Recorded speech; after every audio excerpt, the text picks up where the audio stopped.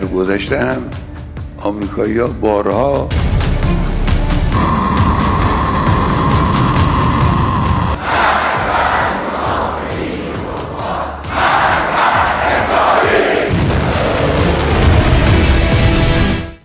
पूरी दुनिया के लिहाज से गले की नस अगर कोई कही जाए और कोई ये दावा करे कि वो गले की नस जिस वक्त चाहे काट सकता है, क्या कहेंगे आप? इसके अलावा अभी खुर्रम शहर 4 की दहशत खत्म नहीं हुई थी, लेकिन ईरान तो फिर एक नया डरावना एलिमेंट लेकर आ गया। क्या है वो एलिमेंट? इसके अलावा परमाणु हथियार पर, ईरान के परमाणु कार्यक्रम पर सबसे बड़ी ऑथेंटिक अपडेट इस वक्त हमारे पास है। कुछ देर में हम आपको वो भी बताएंगे।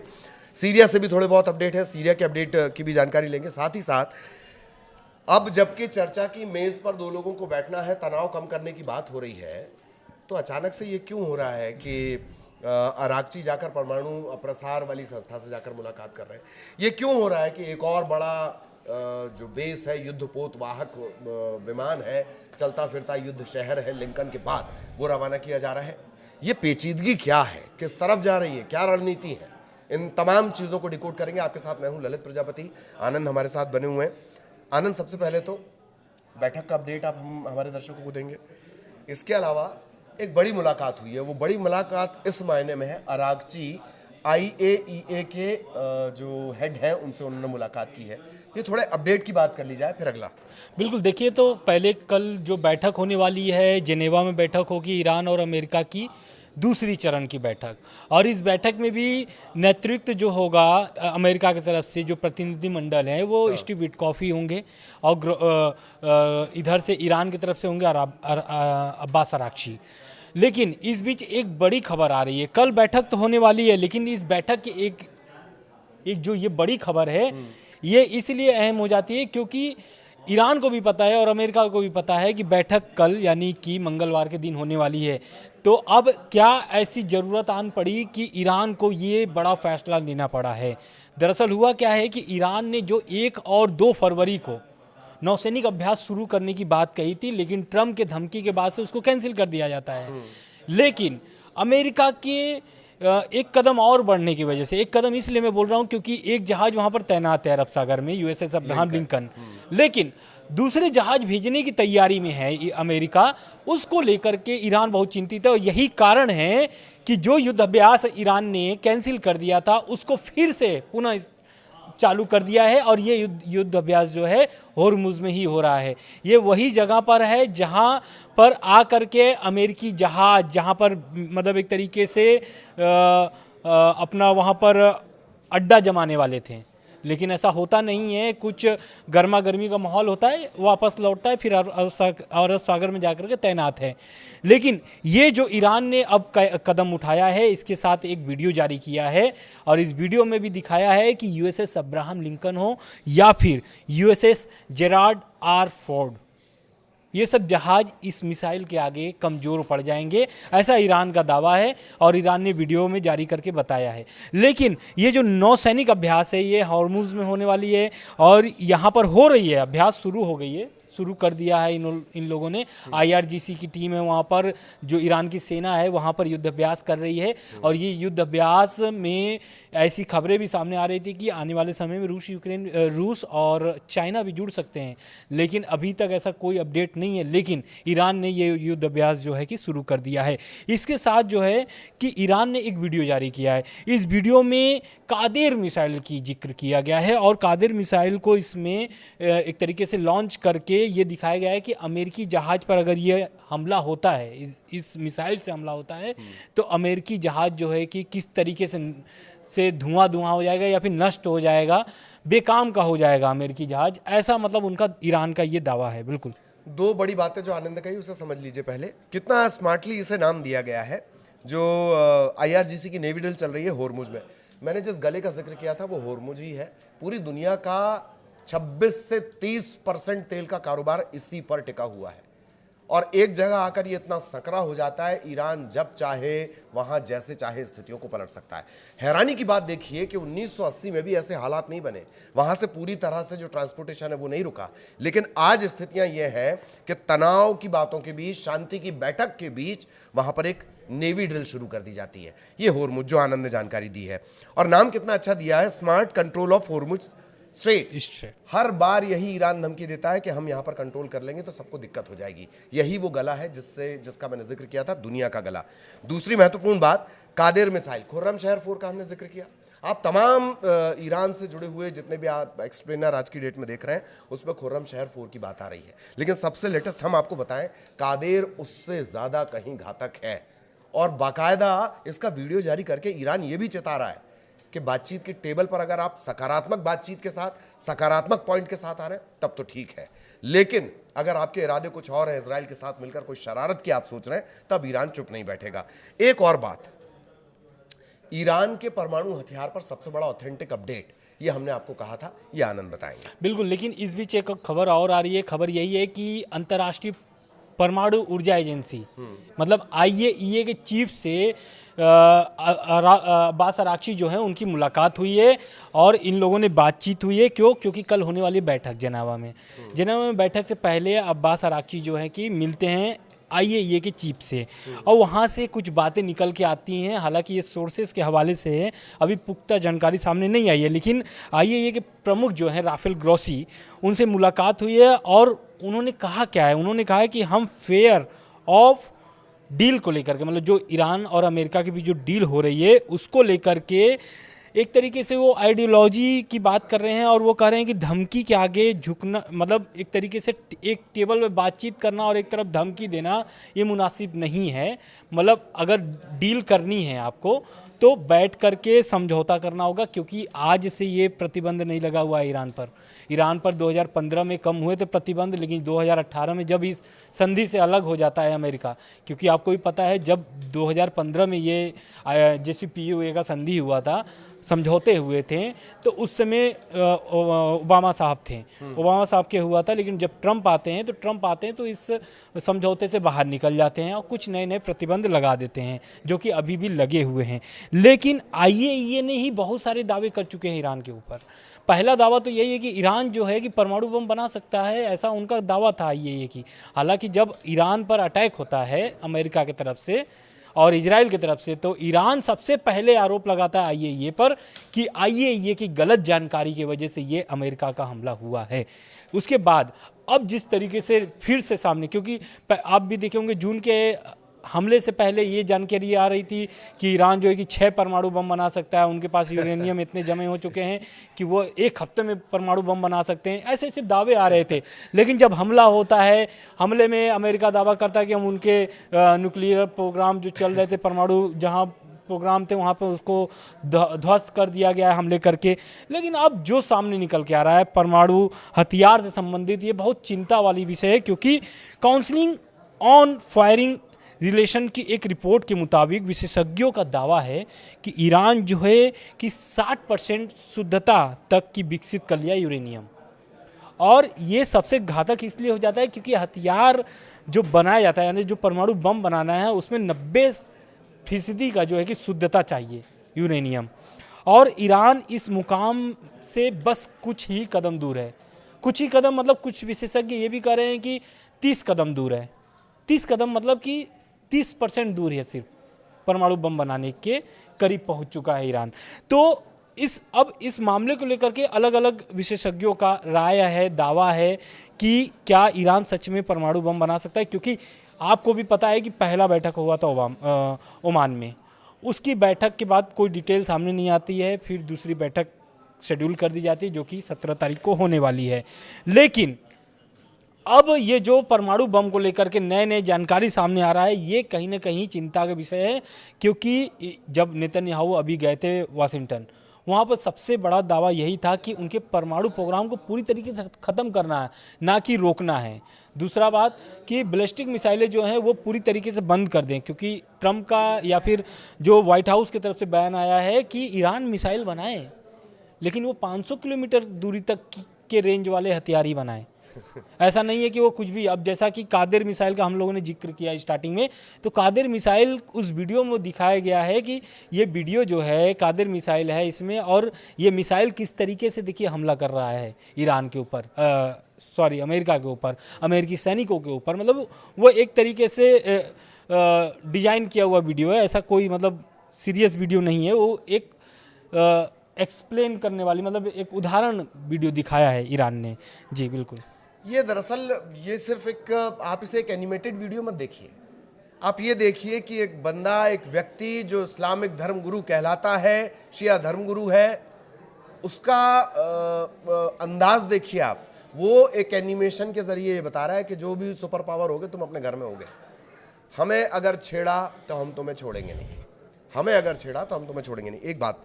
दूसरी बात कि जिस तरीके से जून में युद्ध होता है, अमेरिका कहता है हमने तो सारे परमाणु जो फैसिलिटी वो खत्म कर दी, और अभी हम फिर उसी पे डिस्कशन कर रहे हैं कि परमाणु हथियार किसके पास है, ईरान के पास।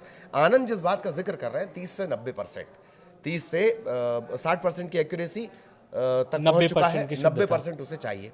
अब एक बात समझिए, क्रोनोलॉजी देखिए, जून में लफड़ा हुआ, ठीक, जुलाई, अगस्त, सितंबर, अक्टूबर, नवंबर, दिसंबर, जनवरी से हम इन सब पे डिस्कशन कर रहे हैं। 6 महीने में अगर कोई अपनी एक्यूरेसी को 60% तक ले जा सकता है, उसे बम बनाने में कितना वक्त लगेगा? इसी वजह से कहा जा रहा है कि ये चीज़ें अब स्टेप्स में बची हुई हैं। यही अमेरिका की सबसे बड़ी चिंता है, और अमेरिका से ज़्यादा इजराइल की चिंता है। दूसरा, मैं चाहूँगा आनंद, मिसाइलों को लेकर आप थोड़ा और डिटेल में बताएं, लेकिन मैं मिसाइलों के कार्यक्रम से पहले एक बात बता दूं, ये कमाल का मजाक है दुनिया की सबसे बड़ी ताकत का। उन्हें एक काम करो, ललित एक ऐसी मिसाइल बना लो कि तुम आनंद पे फेंको, आनंद तुम पे फेंको। खेल चल रहा है, हर देश को अपने आप को बचाने का अधिकार है। मिसाइल प्रोग्राम के बारे में बिल्कुल देखिए, पहला तो यही है कि विशेषज्ञ जो दावा कर रहे हैं कि अगर ईरान चाहे तो वो कुछ ही हफ्तों में परमाणु हथियार जो है कि मतलब जो जरूरतें संसाधन यानी जो सामान चाहिए ईरान को परमाणु बम बनाने के लिए, तो वो 1 हफ्ते में उसको तैयार कर सकता है। मतलब रॉ मटेरियल वो जुटा करके उसको फिर स्टार्ट कर सकता है, उसकी प्रोसेस स्टार्ट कर सकता है, ऐसा विशेषज्ञों का दावा है। उस रिपोर्ट के बाद अब ये सामने आ रहा है कि जो 2025 में जून में हमला हुआ था अमेरिका का, उसके बावजूद ईरान जो है अपनी ज़मीन के नीचे फिर से निर्माण कार्य शुरू कर दिया है। ये निर्माण कार्य वही है जैसा कि आपने मिसाइल सिटी देखा होगा। मिसाइल सिटी जो है वो 500 मीटर अंदर, ज़मीन के 500 मीटर अंदर निर्माण किया गया है, गहरे 500 मीटर अंदर में। तो ये बहुत, ईरान जो है कि आप शुरू से आप देखिए ईरान किस तरीके से काम कर रहा है, हर एक धमकियों वाले बयान के बीच नए नए कदम उठा रहा है, नए नए वीडियो जारी कर रहा है कि देखो आपको कैसे हम तबाह कर सकते हैं, आपके सैनिकों को कैसे मतलब कि मार सकते हैं। इस तरीके का ईरान की तरफ से लगातार दावा आ रहा है। लेकिन अब जो ईरान का ये मिसाइल प्रोग्राम है, सबसे चिंता का विषय इजराइल का इस वक्त सबसे ज़्यादा चिंता का विषय है, क्योंकि ईरान के पास कुछ ऐसे बैलिस्टिक मिसाइल है, वो चाहे तो इजराइल के साथ साथ बल्कि पूरे यूरोप के हिस्से को बर्बाद करने में उसको सक्षम है। मतलब वो मिसाइल जो है, अगर वो मिसाइल छोड़ते हैं ईरान से, तो वो पूरे यूरोप को भी अपने कब्जे में ले सकता है। तो ये कहीं ना कहीं इजराइल का यही चिंता है कि पहले इसके बैलिस्टिक मिसाइलों को रद्द कर दिया जाए, पूरी तरीके से बंद कर दिया जाए। प्रॉक्सियों को शुरू से जो मदद की बात हो रही थी वो अभी तक बंद है, आपको भी पता है। लेकिन अब ये 2 मुद्दों से लेकर के अब्बास अराक्ची जो है कि वो मुकर क्या रहे हैं, वो शुरू से बोल रहे हैं कि इस डील में सिर्फ परमाणु की बात होगी, परमाणु बम पर बात होगी, परमाणु प्रोग्राम पर बात होगी। हम इन 2 मुद्दों पर बातचीत करने के लिए तैयार नहीं हैं और ना आप इस पर बातचीत करना चाहते हैं।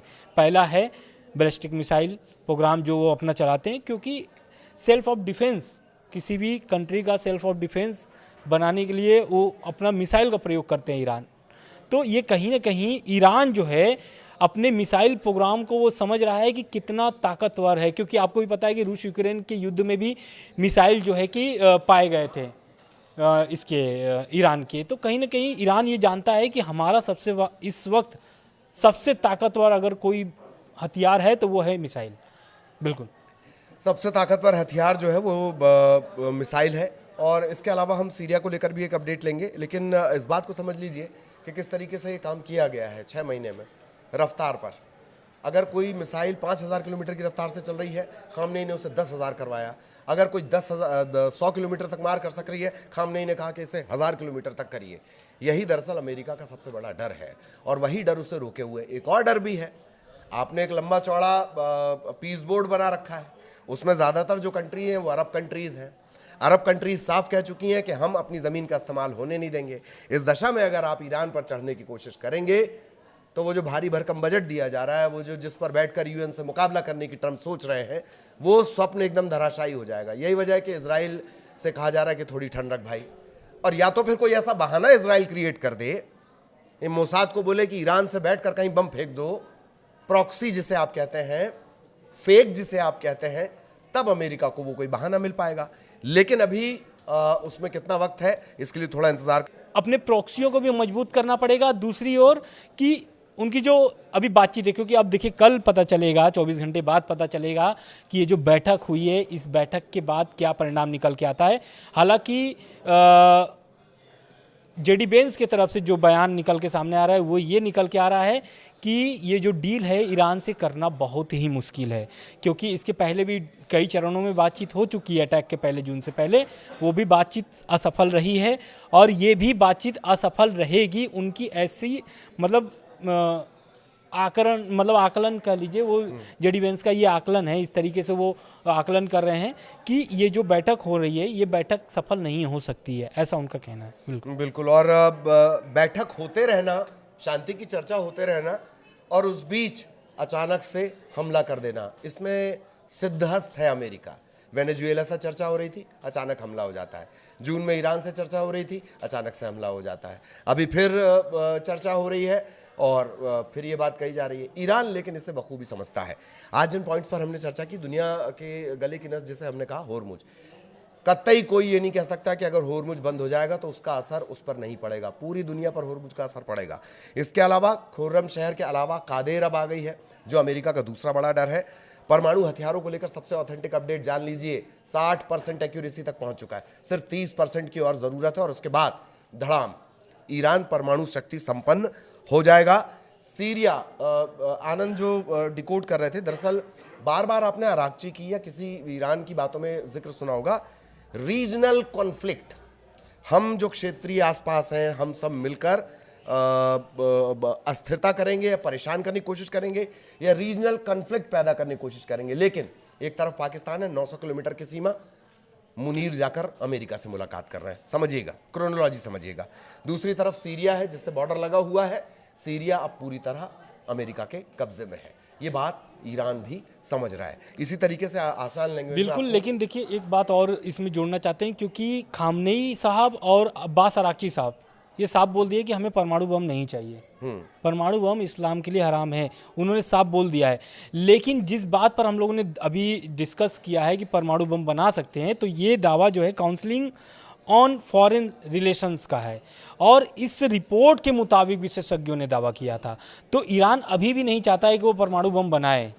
हाँ, लेकिन कई मंत्रियों ने उनके दावा कर दिए हैं कि वो अगर मजबूर करेंगे तो हम लोग के पास बनाने के लिए हम लोग सक्षम हैं और बना भी सकते हैं।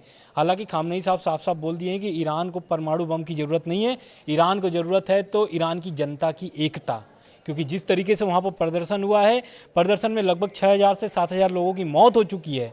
अभी हिरासत में करीब 20 से 25,000 लोग हिरासत में हैं, और उस हिरासत में लिए गए लोगों से भी अब्बास अराक्ची बात करने के लिए तैयार हैं। और मसूद पेजेस्कियान ने तो साफ बोल दिया है कि हम बातचीत करने के लिए तैयार हैं, लेकिन आपको ये देना पड़ेगा, जिस तरीके से आपने हिंसक प्रदर्शन किया, मस्जिदों में आग लगाई, इसका आपको जवाबदेही होगी, और आप इसका जवाब दीजिए, क्योंकि ये देश का नुकसान आप लोगों ने किया है। और बातचीत करने के लिए हम लोग तैयार हैं। सरकार आपसे तालमेल बैठा करके आगे चल के इस सरकार को और मजबूत बनाएगी, ऐसा मसूद पेजेस्कियान का कहना है। तो खामनेई साहब नहीं चाहते हैं कि परमाणु बम ईरान के पास हो। हाँ, लेकिन अब जिस तरीके से दावा आ रहा है काउंसलिंग ऑन फॉरेन रिलेशंस का, तो ये फॉरेन रिलेशन जो है ये रिपोर्ट जारी की है, और ये रिपोर्ट आईएईए की कहीं, क्योंकि आपको भी पता है कि ये जितने भी प्लांट्स हैं, न्यूक्लियर प्लांट्स हैं ईरान के, वहाँ पर आईएईए के मौजूदगी है। अटैक के बाद तो आईएईए को बाहर का रास्ता दिखा दिया गया था, लेकिन जब ट्रम्प इस पर थोड़ा बातचीत शुरू करते, बयानबाजी शुरू करते, तो फिर आईएईए की एंट्री होती है। और अभी आईएईए को एंट्री के साथ साथ अब ईरान की उसमें आईएईए के जो इंस्पेक्टर्स हैं, जो निरीक्षण करने जाते हैं, उन निरीक्षणों में जो अधिकारी हैं उनका ये कहना है कि ईरान का जो है इसमें समर्थन नहीं मिल रहा है, मतलब वो हम लोग का सहयोग नहीं कर रहे हैं, कॉर्पोरेट नहीं कर रहे हैं। तो ये ऐसा आईएईए का आरोप है। तो कुल जमा यही है कि अब जो कल की बातचीत है 24 घंटे में पता चल जाएगा कि ये जो बातचीत है तीसरे चरण की होने वाली है या फिर यहीं पे डील ख़त्म हो जाएगी, या फिर ये भी पुरानी जैसे असफल रही है बातचीत कई चरणों वाली, ये भी असफल हो जाए। बिल्कुल। तो अब इसी पर लगातार नज़र बनी हुई है, क्या कुछ उसका अपडेट होगा वो भी हम अपने दर्शकों तक पहुंचाएंगे। इसी तरीके से इजी लैंग्वेज में तमाम मिडिल ईस्ट के तनाव को हम आपके लिए डिकोड करेंगे। फिलहाल इजाज़त दीजिए, नमस्कार। नमस्कार।